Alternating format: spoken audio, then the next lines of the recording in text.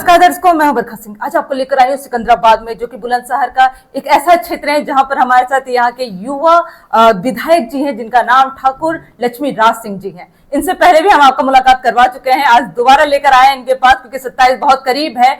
और यहाँ पे जिस तरीके से इस टाइम पे माहौल है, और सच बताऊं तो मैं सुबह से आके देख रही हूँ जिस तरीके से इन्होंने जनसभा लगा के रखी है, मतलब जनता की सुनवाई कर रहे हैं, जानते हैं कि कौन सी समस्याएं सबसे ज्यादा आती हैं। पहले तो आपका विधायक जी हमारे चैनल में बहुत बहुत स्वागत है। धन्यवाद, बहुत बहुत धन्यवाद जी। ये बताएगा कि जनसभा जिस तरीके से चल रही है, समस्याएं क्या बहुत ज्यादा लगातार आती रह रही हैं? समस्या तो ऐसा ना, कहते हैं जैसे विकास जो है एक निरंतर प्रक्रिया है जी। विकास जो भी सरकार आती है वो करती है, लेकिन कोई सरकार हर मुद्दे को छूती है। कोई सरकार जो वायदा करती है, जैसे आदरणीय मुख्यमंत्री जी हैं, इस उत्तर प्रदेश को किस प्रकार का जो उत्तर प्रदेश था, इसको बीमारू राज्य कहते थे, लेकिन आज उसकी परिधि से ये आज सबसे ज्यादा जो है राजस्व देने वाला जो है राज्य बन गया है। आज यहाँ चाहे किसान की बात कर लो, चाहे नौजवानों की बात करो, चाहे महिलाओं की बात करो, चाहे गरीब की बात करो, क्योंकि ये सरकार के केंद्र सरकार के 12 साल और उत्तर प्रदेश सरकार के 9 साल, ये जन विश्वास के, विकास के और गरीब कल्याण के हैं 9 वर्ष, और इसको अमूलचूल परिवर्तन करने का काम किया। आज चाहे आप रोडों पर चलना चाहो, आप चाहे मेडिकल कॉलेज की बात करो, चाहे एयरपोर्ट की बात करो, चाहे किसानों की सम्मान निधि की बात करो, किसानों की जो मुआवजे होते हैं, कोई विषय रहता है, उसको तेजी से सरकार, चाहे लाइट का आप देखती हो, थोड़ी हो सकता है समस्या, क्योंकि गर्मी बहुत रही है, बारिश कम हो पा रही है, तो हो सकता है थोड़े दिन अब समस्या रही हो, लेकिन गांव को 18 घंटे लाइट देने का प्रयास सरकार कर रही है। और वायदा किया सरकार ने कि हम किसानों को बिजली मुफ्त देंगे, ट्यूबवेल को। बहुत सरकार ने वादे किए, लेकिन आदरणीय योगी आदित्यनाथ जी उसको पूरा किया। जो नेताओं से जो भरोसा उठ गया था लोगों का, वो दोबारा बनाने का काम आदरणीय मोदी जी, आदरणीय योगी जी कर रहे हैं। जो कहते हैं वो चाहे सुरक्षा के मामले में हो, चाहे सदन से बोलते हो कि बदमाश माफिया कोई हो उसको मिट्टी मिलाने का काम करेंगे, तो करते हैं उसको। जो कहते हैं वो करते हैं। अभी हमारे यहाँ एक लिंक एक्सप्रेस वे जा रहा है, जो गंगा एक्सप्रेस वे को और यमुना एक्सप्रेस को जोड़ने का काम करेगा। किसानों के रेट जो है 5 साल तक बढ़ाए नहीं अधिकारियों ने। हम लोगों ने बात की, तत्काल उन्होंने कहा कि बढ़ाइए, अधिकारियों को बोलकर। तो ऐसा मुख्यमंत्री जो किसानों के लिए हर समय तैयार रहता हो, तो लगातार सुरक्षा को लेकर, लगातार सुशासन को लेकर, लगातार सेवा को लेकर काम करता हो, तो मुख्यमंत्री जी से, माननीय प्रधानमंत्री जी, हम इनसे सीखते हैं और आगे कोशिश करते हैं करने की। और ये अमूलचूल परिवर्तन उत्तर प्रदेश में हुआ है। और समस्या तो मैंने कहा ना आपसे कि आजकल जमीनों की समस्या ज़्यादा है, क्योंकि जमीनों के रेट महंगे हो गए हैं, तो भाई भाई का विवाद ज़्यादा है, बहुत सारी चीज़ें। वैसे केस ज़्यादा आते हैं यहाँ पर? वैसे भी आते हैं, कुछ हॉस्पिटल्स के आते हैं, कुछ मकानों के आते हैं, जिसको लेकर, क्योंकि प्रधानमंत्री जी ने कहा है कि, माननीय मुख्यमंत्री जी ने कहा है कि हम गरीब आदमी को छत देने का काम करेंगे। तो प्रत्येक को छत देने का काम कर रहे हैं आजकल। चाहे निराश्रित, चाहे पेंशन हो, पेंशन को लेकर आज जो है उसको ठीक करने का काम कर रहे हैं। कहीं कहीं क्या होता है, पेंशन चल रही थी, केवाईसी नहीं हो पाई है, तो उसको पेंशन रुक जाती है, तो वो लोग आते हैं। तो ऐसे करके कुछ पुलिस की समस्याएं रहती हैं, तो ये सब लोग आते हैं। और मेरा काम जब लोगों को सुनने का है, तो समस्या निवारण भी होता है, मैं उसको सुनने का। जी, बहुत अच्छा काम है। तो अच्छा, मैं ये और जानना चाहती हूँ विधायक जी की, एक योजना है IIA, जिस पर इस टाइम पे सिकंदराबाद में कार्य भी चल रहे हैं। जो जैसे अभी एक बिटिया, छोटी सी बच्ची का जिस तरीके से अभी बुलंदशहर में वो काली नदी में गिरने से डेथ हो गया और लाश खैराज मिल गई, आप लोग वहां पर थे भी। तो इस तरीके से जो नालियां हैं उसको इस योजना के तहत बंद किया जा रहा है, तो ये स्टार्ट हो गया या अभी होना बाकी है? ऐसा ना, सरकार लगातार प्रयास, मैंने कहा विकास एक सतत प्रक्रिया है, लेकिन समस्या वहां पर आती है। जैसे कोई प्रॉपर्टी ने बेच दी, किसी ने अपनी जगह बेच दी, वहाँ लोगों ने अनप्लान्ड जो है मकान बना लिए, वहाँ सड़कें बनी नहीं, वहाँ लाइट नहीं आई, वहाँ जो है पानी की व्यवस्था नहीं है, वहाँ नाली की व्यवस्था नहीं है। यदि हम प्लान करें, BKD उसको रोकता है, तो फिर लोग आपत्ति दर्ज करते हैं। हम लोगों को, सब लोगों को जागरूक होना होगा उसमें। ऐसा नहीं केवल कि सरकार का ही काम है केवल। जैसे हम दिल्ली जाते हैं, तो दिल्ली जाते समय आदमी हेलमेट लगा लेगा, आदमी बेल्ट लगा लेगा गाड़ी में, स्वतः ही लगाता है ना वो, बिल्कुल खुद से ही। हाँ, उत्तर प्रदेश में उसको लगता है कि भाई मैं फोन करा लूंगा, किसी से बात कर लूंगा, पुलिस से बात कर लूंगा, बात करके गाड़ी छुड़ा लूंगा। तो ये क्या, ये हम लोगों को, जिस कहा मोदी जी ने कहा कि विकसित भारत, तो हम लोगों को बदलना पड़ेगा, सबको बदलना पड़ेगा। भाई जो ठीक है वो करो, जो गलत है उससे बचो। कहीं ना कहीं कमी हमारी भी है इसमें, हम सब है, हम सब शामिल है उसमें। अगर नाली बनती है तो हम लोग रोकते हैं उसको, कहीं क्या नाला कोशिश करते हैं, हम उस पर अतिक्रमण करने की कोशिश करते हैं। तो मेरा कहना है कि ये विषय ऐसा विषय है कि इस पर सबको साथ लेकर, सबके साथ बैठकर इसको करना पड़ेगा हमें, जिससे सरकार, क्योंकि विकास एक साथ सबका हो नहीं सकता। विकास निरंतर प्रक्रिया है। जैसे आज इस मोहल्ले में काम किया, कल दूसरे मोहल्ले में काम किया, आज इस मोहल्ले की सड़क बनी, तो ये हमें तय करना पड़ेगा ओवरऑल नगर पालिका को देके बैठ के कि भाई इसके पानी को हम कहाँ ले जाएंगे, इसको पानी को लेवल क्या रहने वाला है, वो हमारा मैप तो पूरा बन जाए। एक बार प्लानिंग हम एक बार कर लें, काम चाहे पार्ट में हो जाए। अभी क्या होता है, जैसे अभी एक सड़क मैंने बनवाई 9 करोड़ 10 करोड़ की लागत से बनवाई जो सड़क थी, बाद मालूम पड़ा अभी 4 महीने हुए नहीं, और आवाज उसके जो है जल निगम वाले उसको खोदने लगे, तोड़ने लगे उसको। मैंने कहा अभी किससे परमिशन ली है, तो क्या जी कोई परमिशन नहीं है, पर जिसका मन करता है वो करता काम। तो ये बाद में आ जाता है कि देखिए ये सड़क तो खराब हो गई। हाँ ये है, क्योंकि पैसा तो जो सरकार पैसे का उपयोग करती है वो जनता के टैक्स का पैसा होता है। जी बिल्कुल। उसी पैसे को सरकार जनता में लगाती है, वो चाहे आयुष्मान कार्ड के रूप में हो, चाहे सड़कों के रूप में हो, चाहे आज गरीबों को राशन देने का विषय हो, चाहे शौचालय बनाने का विषय हो, चाहे कोई भी विकसित कार्य आज मकान बनाने का काम हो, छत देने का काम हो। लेकिन ये पहली सरकार इसलिए मैं कहूँगा कि ये ईमानदार सरकार है, तो इसलिए पैसा जितना आता है उसको समाज के लिए काम करने का काम करती है उसको। लेकिन पहले भी सरकार रहती थी, कहाँ सड़कें बनती थी पहले। आज सब चीजें धीरे धीरे विकसित, हम लोग विकसित श्रेणी में आगे बढ़ रहे हैं, हम लोग विकासशील देश से विकसित की ओर बढ़ रहे हैं। आज सड़कें देख लो आप, हाईवे देख लो आप, आज आप कहीं भी जाना हो, मेरठ जाना हो, दिल्ली जाना हो, उत्तर प्रदेश में कहीं जाना हो, या गंगा एक्सप्रेस भी हम देख रहे हैं, लोग तारीफ कर रहे हैं उसकी। बहुत सारे रास्ते आज उत्तर प्रदेश में ही कम से कम 12 एक्सप्रेस वे से हम लोग चल रहे हैं, चाहे बुंदेलखंड एक्सप्रेस भी हो, चाहे अभी दिल्ली से देहरादून एक्सप्रेस भी बना हो। तो लगातार मतलब काम चल रहा है विकसित। अभी लाल कुएं से लेकर दादरी तक एलिवेटेड ला रहे हैं हम लोग, ताकि योजनाएं आ ही रही हैं लगातार काम चल रहा है विकास, क्योंकि ईमानदार नेता है, जनता के बीच रहते हैं, जनता के लिए काम करते हैं। लेकिन आप कहने को सारा काम एक साथ हो जाए तो वो संभव नहीं है। मैंने कहा पैसा, जैसे कुछ पैसा तय हुआ कि भाई इतने लाख करोड़ रुपया उत्तर प्रदेश का विकास के लिए दिया, तो उसमें तय करेंगे भाई इतना नाली पे दिया, इतना खंजे पे दिया, इतना इस पे दिया, इतना हॉस्पिटल को दिया, इतना इस विभाग को दिया, इतना गरीब कल्याण में दिया, सब लोगों के लिए विकास है ना। अब सारा पैसा एक साथ सबको नहीं मिल सकता। इतनी नगर पालिका, जैसे आज बुलंदशहर की बात करूँ तो यहाँ 17 नगर पालिका पंचायत है, यहाँ 16 ब्लॉक हैं, 7 विधानसभाएं हैं। तो प्रयास करते हैं, जैसे अब मैं स्टेडियम लेके आया बच्चों को खेलने के लिए, उसको जल्दी बनाने का काम शुरू करेंगे हम लोग, और भी डिमांड कर रहे हैं हम लोग। तो विकास तो मैंने कहा सतत प्रक्रिया है। जनप्रतिनिधि पे क्या होता है, जनप्रतिनिधि थोड़ा तेज होता है, थोड़ा सा होशियार होता है, तो तेजी से ले आता है उन चीजों को।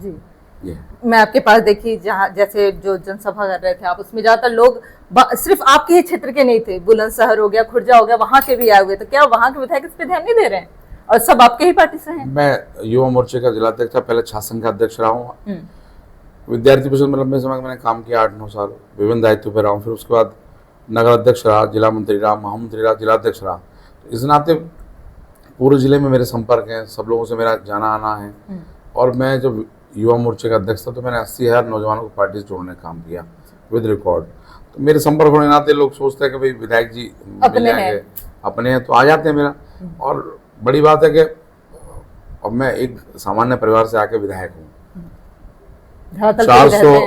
403 लोग हैं इस उत्तर प्रदेश में विधायक। तो ईश्वर ने मुझे अवसर दिया, पार्टी ने मुझे अवसर दिया, मैं विधायक के रूप में हूँ। तो मेरे लिए तो यही सम्मान है, यही मेरा जो है, मेरा इसी से मैं खुश रहता हूँ कि माता पिता के आशीर्वाद से मुझे अवसर मिला है। तो यदि मेरे किसी को फ़ोन करने से किसी का लाभ हो जाए, भला हो जाए, तो मेरे लिए गौरव की बात है, मेरे लिए सौभाग्य की बात है। जब तक हम अपने ऐसे महापुरुषों को नहीं पढ़ेंगे, हम जन्म तिथि या जयंती या पुण्यतिथि इसलिए मनाते हैं कि हम उनसे प्रेरणा लें, उनसे सीखें। डॉक्टर भीमराव अम्बेडकर की जयंती मनाते तो उन्होंने क्या किया देश के लिए, या महाप्रताप जी की जयंती मनाते तो वो क्या किया उन्होंने देश के लिए, प्राणों की आहुति दी। वो चाहते, वो भी आधीनता स्वीकार कर लेते अकबर की, वो भी आराम से रहते। लेकिन उन्होंने कहा कि देश रहना चाहिए, हम रहे ना रहे, वो कहते हैं हम दिन 4 रहे ना रहे, तेरा वैभव अमर रहे माँ। तो देश, और भारतीय जनता पार्टी देश की बात करती है, भारतीय जनता पार्टी इस राष्ट्र की बात करती है। अगर राष्ट्र बढ़ रहा है तो हम बढ़ रहे हैं, अन्य पार्टियां व्यक्ति की बात करती हैं। ये बेसिक अंतर है पार्टी में जो है, जैसे बात करें, हमारे यहाँ कहते हैं नेशन फर्स्ट, सेकंड पार्टी और थर्ड पर हम। अन्य पार्टी में बात करूं तो उन्हीं के जैसे लड़के या उन्हीं के आने वाली पीढ़ियां ही उसमें राष्ट्रीय अध्यक्ष होती हैं। जी। हमारे यहाँ एक बूथ का अध्यक्ष, परिवारवाद चलता रहता है। हमारे यहाँ एक बूथ का अध्यक्ष राष्ट्रीय अध्यक्ष बन सकता है। हमारे यहाँ कोई व्यक्ति जो काम कर रहा है पार्टी में उसको अवसर मिल सकता है। मैं भी उसका उदाहरण हूँ। मेरे पिताजी विधायक नहीं थे, मेरे दादा विधायक नहीं थे, मैं भी काम करते करते विधायक बन गया। तो भारतीय जनता पार्टी अवसर देती है। भारतीय जनता पार्टी में प्योरली लोकतंत्र है। तो जो समस्या थी उनकी पेपर लीक की, पेपर लीक तो कांग्रेस में कितने हुए, आदरणीय अनुराग ठाकुर जी बोल रहे थे और बहुत सारे लोगों सदन में बोला। लेकिन क्या जब सरकार में जो लोग रहते थे, आप अभी बात कर रहे हैं, माने अखिलेश जी बात कर रहे हैं, इस समय पीडीए की बात कर रहे हैं, जब सरकार थी तो केवल यादव ही दिखाई देते थे उनको। तो विषय ये है कि जब आप सरकार में रहते हैं तब क्या कर रहे हैं जनता के लिए, तब क्यों तो करते नहीं है। जब विपक्ष में जनता उनको बाहर कर देती है तब कहते हैं हम ये करेंगे, हम वो करेंगे। अरे जनता ने तो आपको भी अवसर दिया ना जी। जनता ने अवसर दिया आपको, तो तब क्यों नहीं लोगों को भला कर रहे थे, तब क्यों नहीं राशन बांट रहे थे, तब क्यों नहीं शौचालय बना रहे थे, तब क्यों नहीं आप लोगों को छत देने काम, गरीब लोगों को छत देने काम कर रहे थे, तब क्यों नहीं बात कर रहे थे। जब सरकार से बाहर कर दिया जनता ने आपको, तो जनादेश है, जनता सर्वोपरि है। जनता जनार्दन जो तय करती है वो सबको मानना है लोकतंत्र में। जनता ने मोदी जी को अवसर दिया, जनता ने योगी जी को अवसर दिया और ऐसा अवसर दिया कि 37 वर्षों बाद कोई सरकार रिपीट हुई और उसका मुख्यमंत्री रिपीट हुआ जी। क्योंकि ईमानदार मुख्यमंत्री है। और जो मुख्यमंत्री सदन में बोलते हैं तो भी वही बोलते हैं, बाहर बोलते हैं, ऐसा नहीं कि वोट की खातिर बोलना है उनको या बात बदलनी है। उन्होंने कह दिया कोई अपराधी हो नहीं रहेगा, एक लाइन में कह दिया तो अपराधी नहीं रहेगा। ऐसा नहीं क्या ये मेरा रिश्तेदार है, ये मेरा नातेदार है, इसको बचाने का काम करेंगे, बचाने काम नहीं करते। सबके लिए बराबर है। ये सरकार जो है सबके लिए समान व्यवहार करती है, इसीलिए जनता को पसंद है। आज महिलाओं की सुरक्षा को आप देखिए, मैंने ऐसा दौर देखा है, मैं तो सपा बसपा क्योंकि मैं छात्र संघ का अध्यक्ष रहा, जिलाध्यक्ष रहा, जब कानवाई लगती थी, जब बसों में लोग बैठ के जाते थे, निकलने की हिम्मत नहीं होती थी लोगों की। बदमाश जो है रात में रोक लेते अल्लाह पैसे देते। आज कोई बदमाश किसी की हिम्मत किसी को रोक ले, किसी को मालूम है कि अगले चौराहे पर उसका इंतजाम हो जाएगा, कोई बदतमीजी कर दे। ये तो कहता हूँ कि कहीं कोई घटना होती है तो या तो पारिवारिक होगी उसके, या कोई जमीन को लेकर विवाद को लेकर होगी। अब ये हिम्मत नहीं किसी की रोड होल्ड अप कर ले, कोई जो है घात लगा के बैठ जाए और किसी को रोक ले। इसीलिए कि उन्हें मालूम है कि सरकार में कानून काम कर रहा है, कानून का राज स्थापित है, इसीलिए कोई घटना नहीं होती ऐसी। और जहां कोई घटना होती है तो तत्काल उस पर कार्रवाई पुलिस करती है। क्योंकि पहले आपका बुलंदशहर इस चीज के लिए बहुत जाना भी जाता था। मुझे अभी भी याद है, मैं पूर्वांचल की हूँ, क्योंकि लोग आते थे बुलंदशहर के तो घर भी लोग देने में हिचकते थे कि बुलंदशहर के बहुत गुंडागर्दी होगी यहाँ पर। तो ये विश्वास पैदा किया ना उन्होंने, आज विश्वास पैदा किया। आज उत्तर प्रदेश का आदमी कहीं जाता था उसको कमरा आराम से मिलता है। पहले कहते थे उत्तर प्रदेश के लोग हैं तो कहते थे माफिया तो नहीं कहीं, गुंडे तो नहीं कहीं। लेकिन आज ये बड़ी पहचान दी है। आज महिलाएं खुश हैं, आज महिलाएं कहीं जा सकती हैं, रात को 12 बजे स्कूटी लगाओ, चाबी लगाओ, चली जाओ।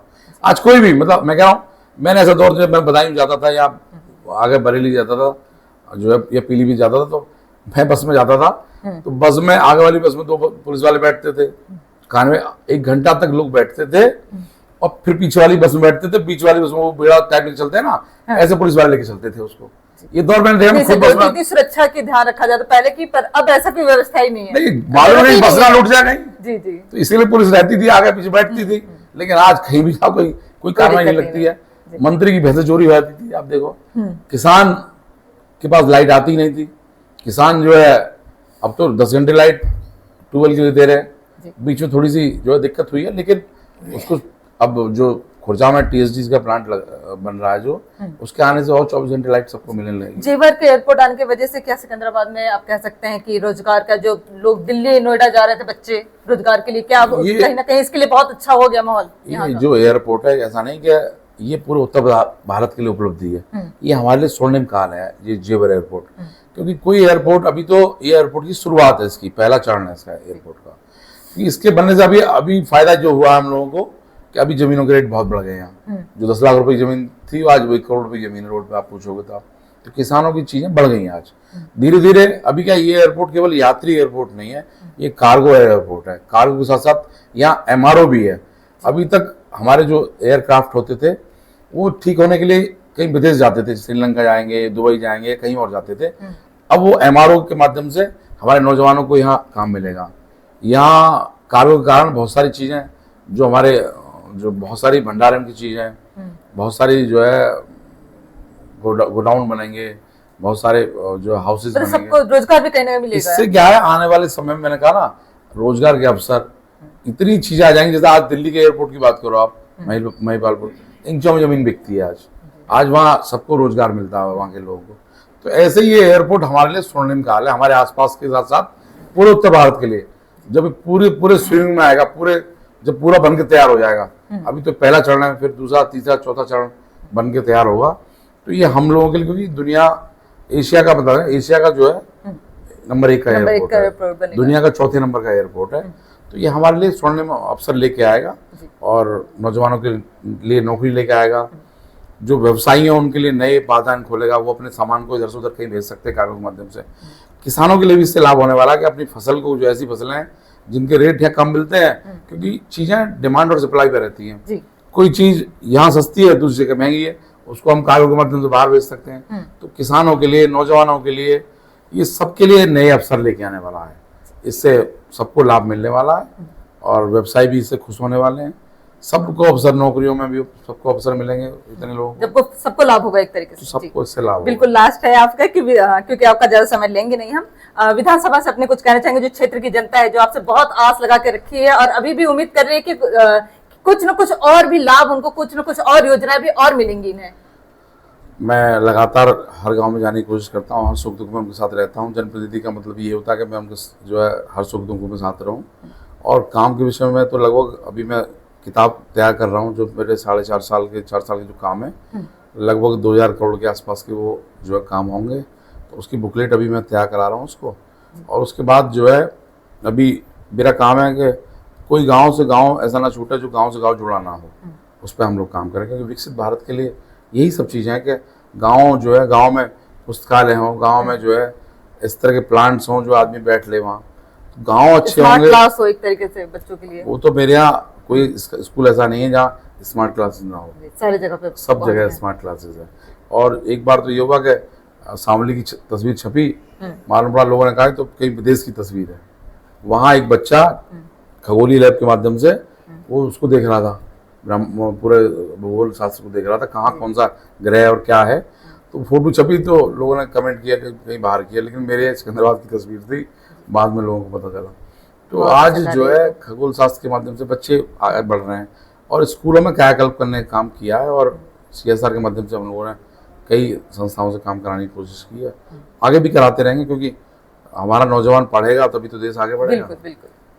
बहुत बहुत धन्यवाद हमें समय देने के लिए। जिन्होंने बहुत सारे कार्य करवाए, एक तो युवा है, युवा सोच के साथ आगे बढ़े हैं, पर अब देखना है कि आने वाले समय में क्या होता है, 27 में क्या होता है, जनता इन्हें फिर चुन के लाती है या नहीं। ऐसे न्यूज के लिए बने रहिए हमारे साथ। मैं बरखा सिंह।